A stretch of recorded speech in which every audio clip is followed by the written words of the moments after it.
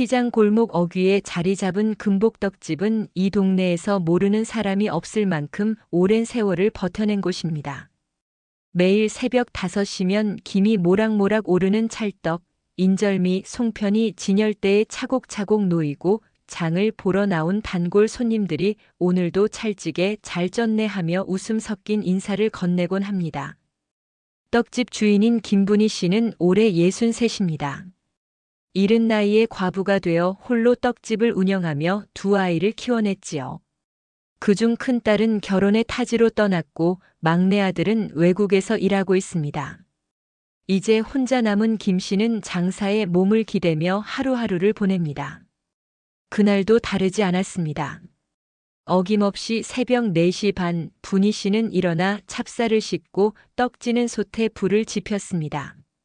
일손은 느려졌지만 손맛만큼은 여전하다고 시장 상인들이 입을 모아 칭찬했지요.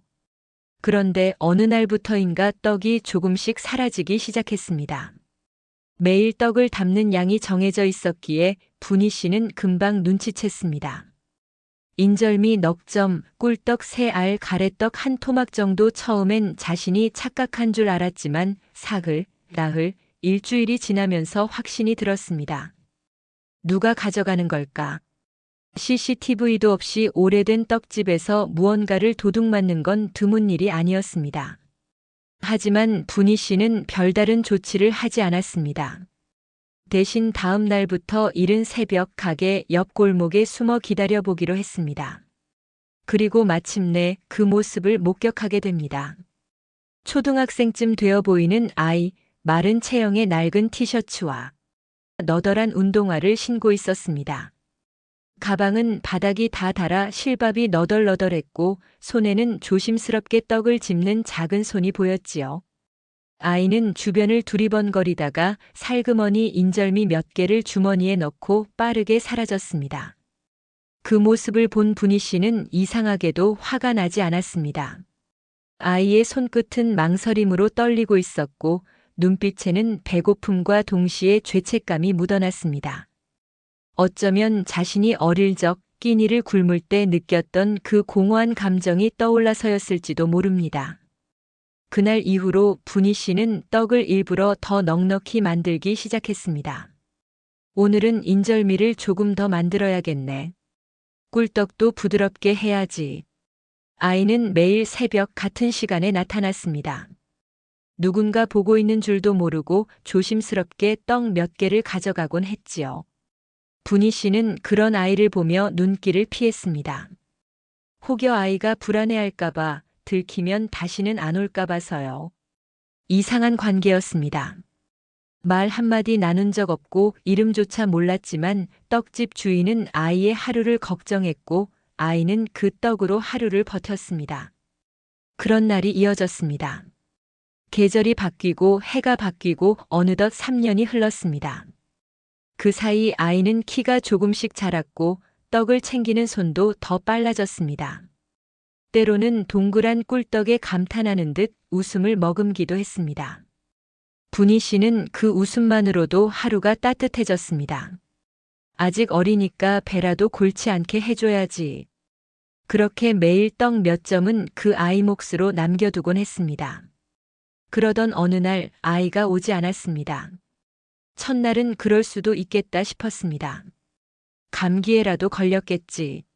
하지만 다음 날도 그 다음 날도 아이는 오지 않았습니다.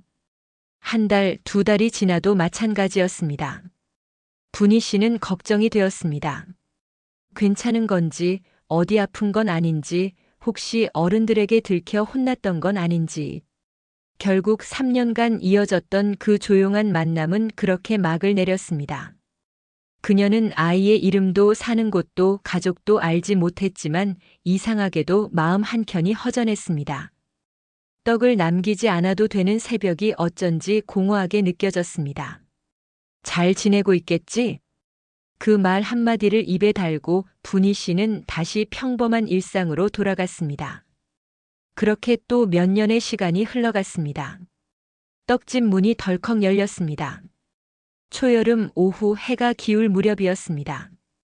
하루 장사를 마무리하려고 정리를 하고 있던 분희 씨는 익숙한 종소리에 고개를 들었습니다.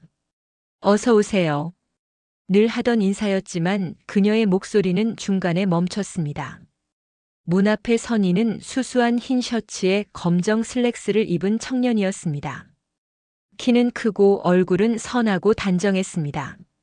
낯선 얼굴이었지만 왠지 모르게 눈매가 익숙하게 느껴졌습니다. 청년은 잠시 머뭇거리더니 조심스럽게 다가와 말했습니다. 혹시 저 기억하시나요? 분희 씨는 순간 말을 잃었습니다. 눈을 가늘게 뜨고 청년의 얼굴을 다시 바라봤습니다. 아무리 기억을 더듬어도 당장 떠오르진 않았습니다. 그래도 눈빛 어딘가가 이상하게 마음에 걸렸습니다. 어디서 본 듯도 하네요. 혹시 단골이셨나요? 청년은 머리를 극적이며 조심스럽게 웃었습니다. 그리고 떡집 유리 진열장을 가리키며 말했습니다. 여기 저 어릴 때 새벽에 가게 문 열기 전에 떡 훔쳐가던 애였습니다. 분희 씨는 그 말을 듣는 순간 심장이 쿵 내려앉았습니다. 오래된 기억이 물밀듯 밀려왔습니다. 낡은 가방, 허름한 옷, 겁먹은 눈동자. 그리고 조심스럽게 떡을 훔치던 그 아이의 떨리는 손끝. 정말 그 아이가 너였구나. 목소리가 떨렸습니다. 순간 그녀는 오래전에 잃어버린 무언가를 되찾은 듯한 안도감에 사로잡혔습니다. 말없이 청년을 바라보다가 천천히 의자에 앉으라고 손짓했습니다.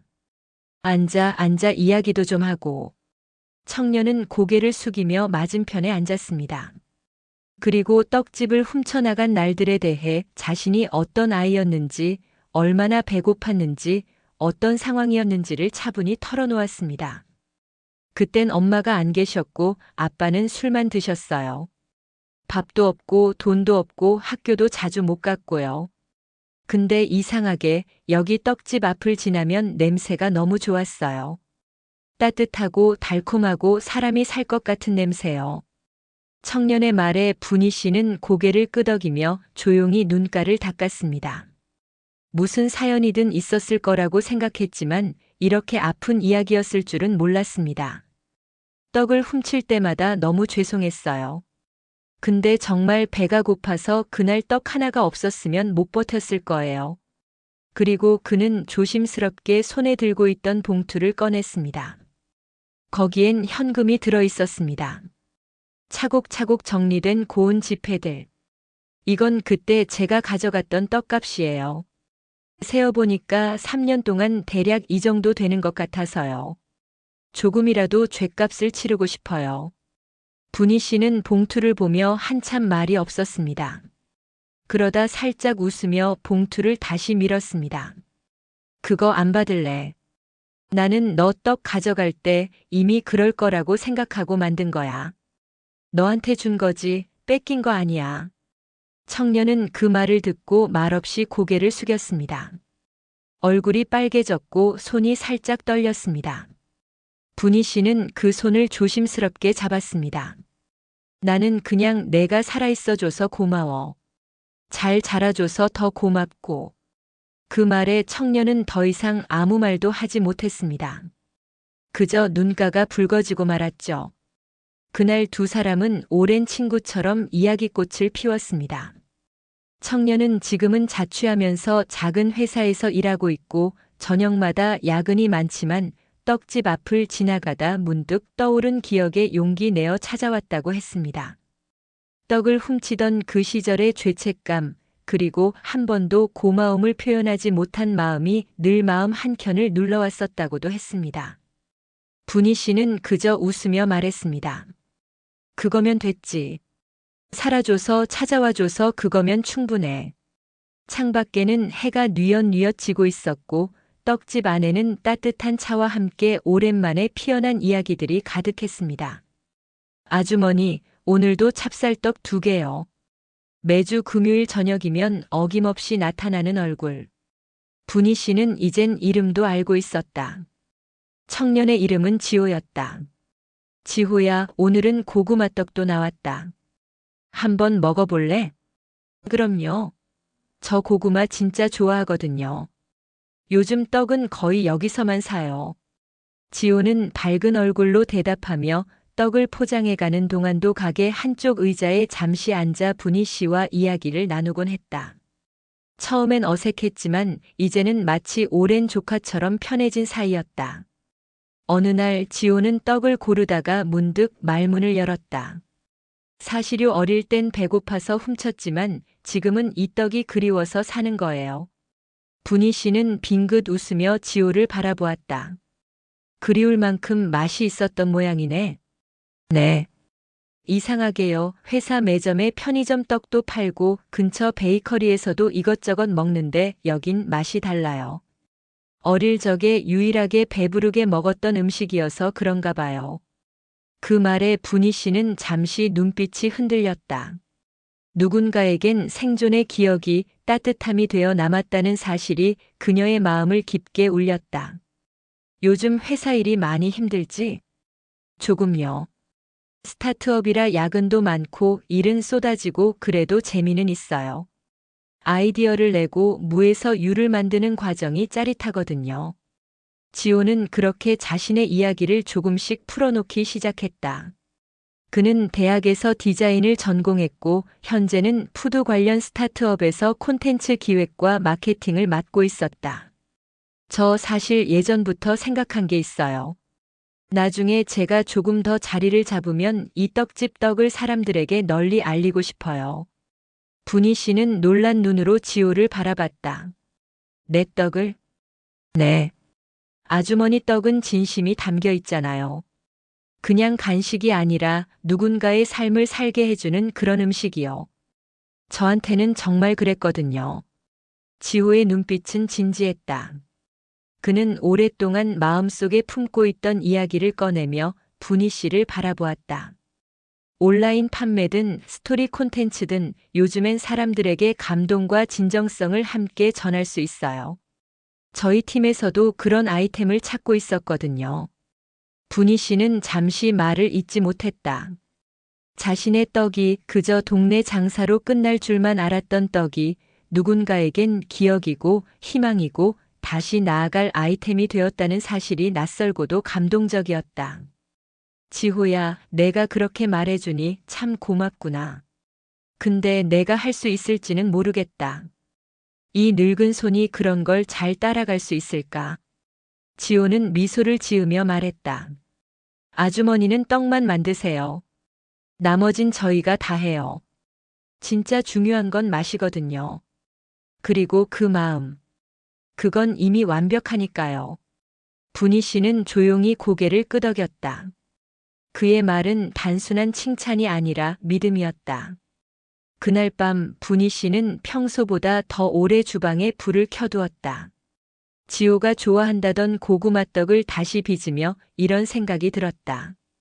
내 떡이 누군가에게 위로가 되고 희망이 될 수 있다면 그걸로 족한 거 아닐까? 그녀는 천천히 손을 놀렸다. 고구마를 삶고 찹쌀 반죽을 펴고 하나하나 정성껏 싸면서 마음을 담았다. 지호에게 주는 떡이 아니라 이제는 세상에 내어놓을 떡이었다. 떡 냄새가 가게를 가득 메웠다. 마치 새로운 봄이 가게 안에 스며든 듯한 밤이었다. 아주머니, 오늘 좀 시끄러울 수도 있어요. 토요일 아침 평소보다 이른 시간. 지호는 작은 밴 하나를 몰고 떡집 앞에 도착했다.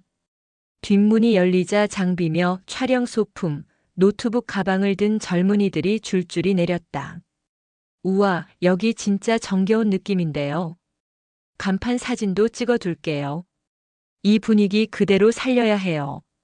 분희 씨는 낯선 광경에 어리둥절했다. 어머, 이게 무슨 난리야, 지호야. 이 사람들 다 뭐야? 제 팀 친구들이에요. 아주머니 떡집 브랜딩 도와줄 거예요. 영상도 찍고 사진도 남기고 소개글도 쓸 거예요. 지호는 들뜬 목소리로 설명하며 가게 안으로 삼각대를 들고 들어왔다. 그나는 그냥 떡만 만들 줄 알지 이런 건 하나도 모르는데. 걱정 마세요. 아주머니는 평소처럼 떡만 빚으시면 돼요. 우리는 그걸 어떻게 보여주고 이야기로 풀어낼지 고민할게요. 분희 씨는 쑥스러운 듯 머리를 극적이며 주방으로 들어갔다. 하지만 그날은 유난히 손끝이 무거웠다. 젊은이들의 눈이 카메라 렌즈가 자꾸 의식되었던 것이다. 지호야, 나 이래도 괜찮을까? 괜찮긴요. 아주머니가 그냥 평소처럼 하는 게 제일 예뻐요. 그 말에 분희 씨는 조용히 웃었다. 그의 말은 위로가 아닌 신뢰처럼 느껴졌다.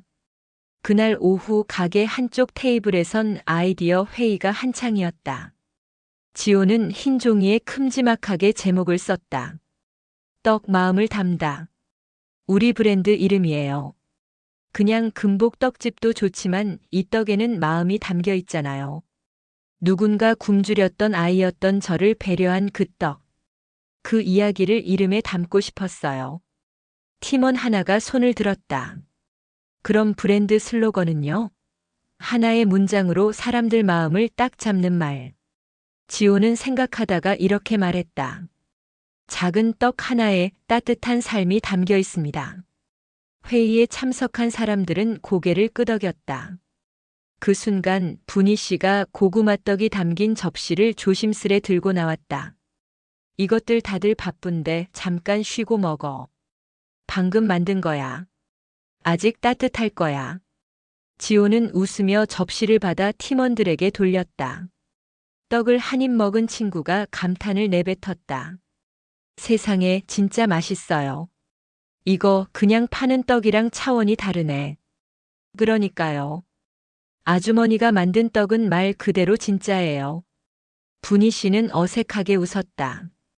평생을 시장에서 떡을 팔며 칭찬 한두 번 안 받아본 것도 아니었지만 오늘처럼 진지하고 깊이 있는 반응은 처음이었다. 그날 저녁 지호는 분희 씨에게 작은 상자를 건넸다. 이거 아주머니 명함이에요. 우리 브랜드 로고랑 이름도 들어있어요. 분희 씨는 명함을 들여다보다 조심스레 물었다. 지호야, 이거 너무 거창한 거 아냐? 나는 그냥 시장 떡집인데. 아니에요. 이제 아주머니 떡은 더 많은 사람들의 배도 마음도 채워줄 거예요. 시장에서 이제 세상으로 나가는 거죠. 분희 씨는 고개를 천천히 끄덕였다. 마음이 떨리면서도 어딘가 설레는 기분이었다. 세월의 손끝에 베인 떡살 자국들, 그 속에 담긴 이야기들이 이제 세상 밖으로 나간다는 생각에 왠지 모르게 눈가가 촉촉해졌다. 그래 지호야, 나 한번 해볼게. 늦은 나이지만 너처럼 좋은 청년이 이끄는데 못 따라갈 이유가 없지.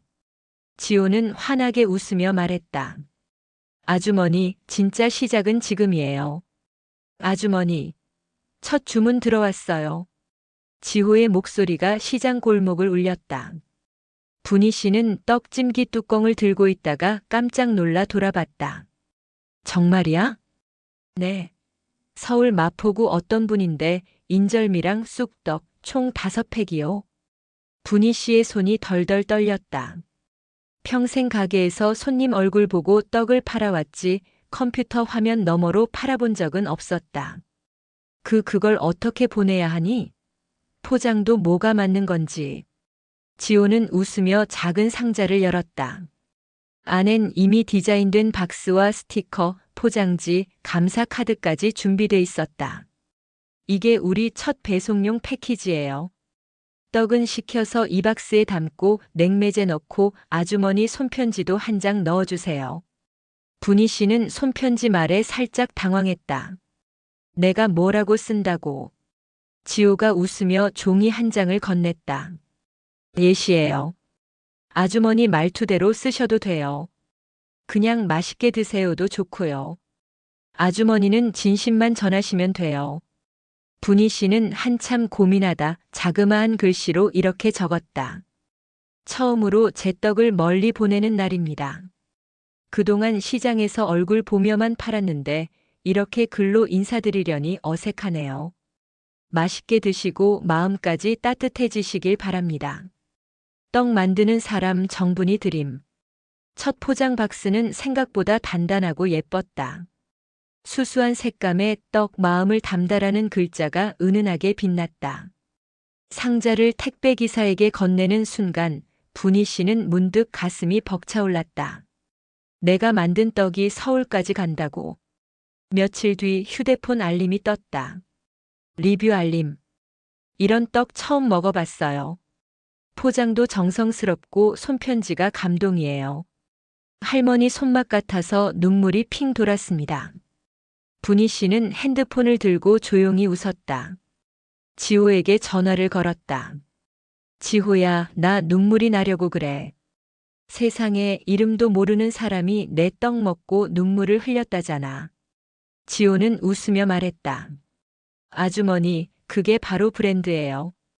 이젠 아주머니 떡이 누군가에게 추억이고 위로가 되는 거예요.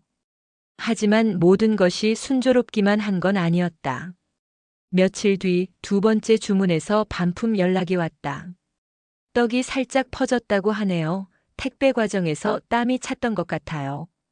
지호의 말에 분희 씨는 한숨을 내쉬었다. 이래서 내가 이런 건 자신이 없었어. 떡은 시켜서 먹는 게 맛있는 것도 아니고 예쁘게 포장한다고 되는 게 아니야. 지호는 조용히 고개를 끄덕이며 말했다. 맞아요. 아주머니 말씀이 맞아요. 그래서 저희가 지금부터 더 연구하려고요. 포장 방식, 냉동 기술, 발송 시간까지요. 잠시 침묵이 흘렀고 분희 씨가 말했다. 그럼 나도 좀 공부해야겠네. 같이 해요, 아주머니. 우리 이제 팀이잖아요. 그날 밤 분희 씨는 평소보다 일찍 불을 껐다. 하지만 쉽게 잠이 오지 않았다. 스마트폰에 남은 고객 리뷰를 다시 읽고 또 읽었다. 마음이 따뜻해졌어요. 할머니 손맛 같았어요. 다음엔 어머니 생신에 주문하고 싶어요.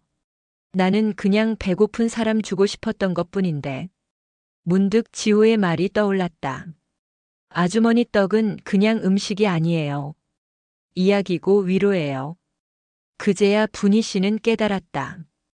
자신이 만든 떡이 누군가에게 그리움이 되고 또 누군가에게는 소중한 기억이 된다는 사실을. 이제 이 작은 떡집은 시장 골목만이 아닌 세상 속으로 한 발짝씩 걸어나가고 있었다. 김 여사의 떡집은 더 이상 단지 떡을 만드는 곳이 아니었다. 김 여사 떡방앗간은 전통을 살리고 마음을 나누며 새로운 일자리를 만들어내는 사회적 기업으로 성장하고 있었다. 정우는 틈틈이 김 여사에게 물었다. 여사님, 떡 만드는 기술 말고도 이 공간이 누군가에게 힘이 되는 장소였으면 좋겠습니다. 혹시 여사님처럼 혼자 계시거나 생계가 어려운 어르신들 또는 돌봄이 필요한 분들에게 도움을 줄 수 있을까요? 김 여사는 한참을 생각하다가 조심스럽게 고개를 끄덕였다. 그게 가능하다면 난 좋지. 시장 안에도 일하고 싶지만 기회가 없는 사람들 많거든. 나처럼 말이지. 정우는 바로 움직였다. 지역 복지기관과 연계하여 일자리를 찾고 있는 중장년 여성들을 모집했고 그들에게 기본적인 교육을 제공했다. 특히 김 여사가 직접 떡 만드는 법은 물론 장사에서 가장 중요한 정직함과 정성을 강조했다. 떡은 재료보다 손이야. 마음 없이 만들면 아무리 고급 재료 써도 맛이 없어. 먹는 사람이 다 알아. 그녀의 말은 단순한 조언이 아니라 삶으로 배운 진심이었다. 정우는 김 여사의 가치를 더 많은 이들에게 알리고 싶었다. 그래서 서울의 전통시장 축제에 참가 신청을 했고 김 여사 떡방앗간은 여러 전통 브랜드 중에서도 단연 주목받았다. 축제 당일 떡집 부스에는 사람들로 붐볐다. 김 여사는 직접 앞치마를 두르고 떡을 썰고 포장했다. 카메라를 든 유튜버와 기자들도 찾아왔다. 여사님, 이 떡을 만들게 된 계기가 궁금합니다. 방송용으로 한 말씀만 부탁드릴게요. 김 여사는 잠시 말을 고르고는 천천히 말했다. 예전에 한 아이가 자꾸 떡을 훔쳐갔어요. 혼내야 했지만 뭔가 말 못할 사정이 있는 것 같더라고. 그래서 그냥 모른 척 했지. 근데 그 아이가 커서 다시 찾아왔더라고요. 고맙다면서요. 그런 일이 있었으니 지금 이 떡도 이렇게 나눌 수 있는 거겠지요. 기자는 눈시울이 붉어졌다. 사람들의 박수가 이어졌고 축제 내내 부스는 인산인해를 이뤘다. 그날 밤 김 여사는 늦게까지 자지 못했다. 피곤해서가 아니라 마음이 이상했다. 돌아와서 조용히 혼자 앉아 과거를 떠올렸다. 시장 한쪽 골목에서 추위에 떨며 떡을 훔쳐가던 아이. 그 아이가 건넨 첫 번째 인사. 그리고 오늘 수많은 사람들 앞에서 자신의 삶을 이야기한 그 순간. 참 별일이네. 내가 이렇게까지 살게 될 줄은 꿈에도 몰랐는데. 그녀는 낡은 사진첩을 꺼냈다. 남편과 아들이 함께 찍은 사진이 있었다. 이제는 모두 떠나고 혼자 남은 줄 알았는데 뜻밖에도 다시 가족 같은 인연이 생긴 것이다. 다음 날 정우가 떡집에 들어서자 김 여사가 말했다. 정우야. 나 말인데 이젠 조금 뒤로 물러나도 될 것 같구나. 떡 만드는 건 이제 다른 분들이 더 잘하잖니. 난 그냥 가끔 와서 맛만 봐도 되겠지? 정우는 천천히 고개를 저었다. 여사님은 떡방앗간의 중심이에요. 떡의 맛도 의미도 여사님 안에 있어요. 안 오시면 저희 다 허전합니다. 허허, 그렇게 말해줘서 고맙다. 그럼 당분간만 더 볼까? 그녀는 웃었다. 정우도 웃었다. 그렇게 삶의 뒤편이라 생각했던 곳에서 김 여사의 인생은 새롭게 펼쳐지고 있었다. 정우는 어느 날 김 여사 앞에 앉아 조심스럽게 말을 꺼냈다. 여사님, 해외 쪽에서 연락이 왔어요. 한국 전통식품에 관심이 많은 미국 쪽 식품 회사인데 저희 떡에 꽤 관심을 보이고 있어요. 수출을 제안해 왔습니다. 김 여사는 눈을 크게 떴다. 세상에, 우리 떡을? 외국에서? 네. 이젠 단순히 맛있는 떡이 아니라 이야기가 있는 떡이거든요. 여사님의 선의와 시장의 정이 깃든 그런 떡이니까요. 그녀는 잠시 말이 없었다. 곱게 주름진 손으로 앞치마 끄트머리를 쥐고 생각에 잠겼다. 시장 한 구석에서 시작한 떡방앗간이 이제는 세상으로 나아간다니 믿기 어려운 일이었다. 근데 정우야, 나 너무 늙지 않았을까? 이런 큰일은 젊은 사람이 해야지. 나는 그냥 조용히 마무리하고 싶다. 정우는 천천히 고개를 저었다. 여사님, 이건 단순한 사업이 아니에요. 여사님의 마음이 없으면 이 떡은 그냥 음식일 뿐입니다. 이 이야기를 그리고 그 온기를 세상에 알리고 싶어요. 김 여사는 한참을 바라보다가 이내 부드럽게 미소 지었다. 그럼 마지막 한 걸음. 정우, 너 믿고 따라가 보지 뭐. 수출 준비는 생각보다 복잡했다. 포장 규격, 위생 기준, 유통 채널 확보 등 넘어야 할 산이 많았다. 하지만 정우는 주저하지 않았다. 김 여사의 철학을 지키기 위해 포장지에 할머니의 마음이라는 브랜드명을 새겼고 뒷면에는 짧은 이야기와 김 여사의 얼굴을 담은 사파도 넣었다. 첫 컨테이너가 미국 서부로 출항하던 날 김 여사는 선적 장면을 화면으로 지켜보며 조용히 중얼거렸다. 정말 이런 날이 오긴 오는구나. 정우는 이 기회를 놓치지 않고 국내 뉴스에 제보했고 어느 방송국에서 다큐멘터리 촬영까지 제안해왔다. 촬영팀이 떡방앗간에 도착하자 시장 상인들은 모두 나와 박수를 쳤다.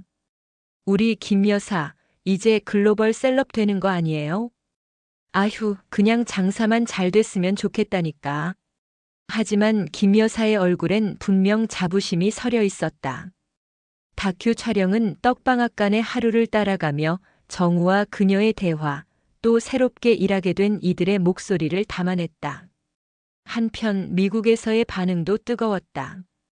정직한 떡이라는 슬로건과 할머니가 손수 만든 마음이라는 문구가 외국인들의 호기심과 감동을 자극한 것이었다. SNS에선 한국의 진짜 전통을 만났다는 리뷰가 이어졌고 일부 셰프는 이 떡을 이용해 새로운 디저트를 개발하기도 했다. 1년 후 정우는 다시 김 여사 앞에 앉았다. 여사님, 이제는 공장도 확장해야 할 것 같아요. 하지만 제가 하고 싶은 건 단순한 양산이 아니에요. 이 공간을 하나 더 만들고 싶어요. 이름은 김여사 떡학교 어떠세요? 떡학교? 네. 여사님처럼 삶의 지혜와 손맛을 나눠줄 수 있는 분들이 많잖아요. 젊은 사람들에게 기술도 가르치고 삶도 가르치는 공간이요. 떡만 만드는 게 아니라 마음도 만드는 곳이요. 김 여사는 잠시 눈을 감았다. 어느새 70이 훌쩍 넘은 그녀의 인생. 눈물겨웠던 지난 세월 속에서 하나의 떡으로 시작된 일이 사람을 살리고 다시 세상을 향해 나아가고 있었다. 그녀는 조용히 대답했다. 좋지. 그럼 나 거기 명예 교장해도 되겠니? 정우는 활짝 웃었다. 물론이죠. 누구보다도 어울리는 분이세요. 그날 저녁 김 여사는 다시 오래된 사진첩을 펼쳤다. 가난했던 시절 힘겹게 떡을 만들던 손. 떡을 훔치던 아이 그리고 다시 돌아온 청년. 이제는 그 아이 덕분에 떡으로 세상과 이어지는 자신. 그녀는 조용히 말했다. 정말 고맙다 내가 나를 이렇게 다시 일으켜줘서. 창밖에선 시장 불빛이 하나둘 꺼지고 있었다. 하지만 떡방앗간의 불빛은 따스하게 오래도록 켜져 있었다. 그리고 그 불빛은 누군가의 삶을 또 다른 누군가의 내일을 밝히고 있었다.